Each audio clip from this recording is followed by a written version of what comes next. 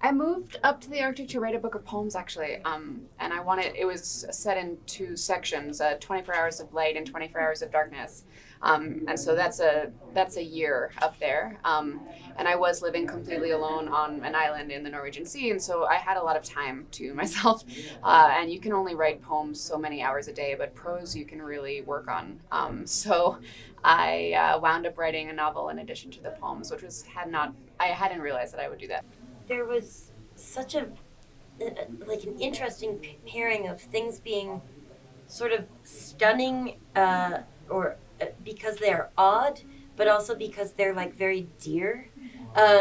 Like things that, instead of being like quirky or cute, that there is in the novel, I first noticed like a real dearness for the colors and shapes of objects, just like being where they are. This like strange simplicity that really makes you feel tender, in a place that completely cannot apologize or would never apologize for like how intense it is.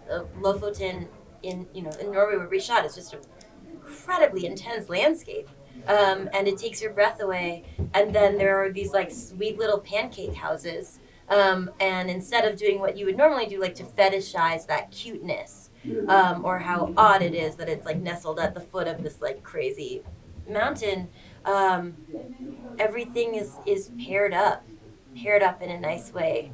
And in the film, actually, my character is sort of like paired up with a baby goat.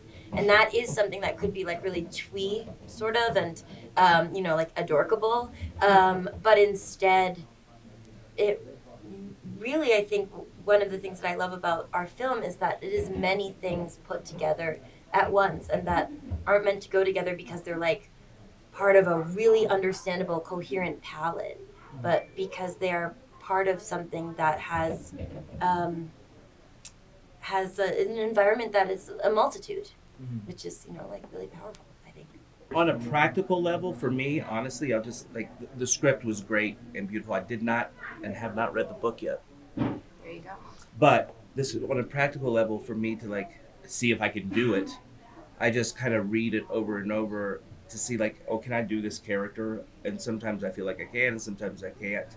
But Rebecca, her writing is, because I think there's, maybe because she's is a poet, you definitely see it in this. You see the poetry in it.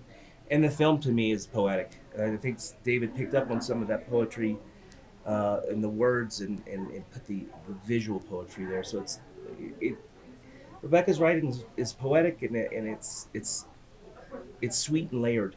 I like that. You also know, I mean, for me as an actor, if it's hard to memorize bad writing.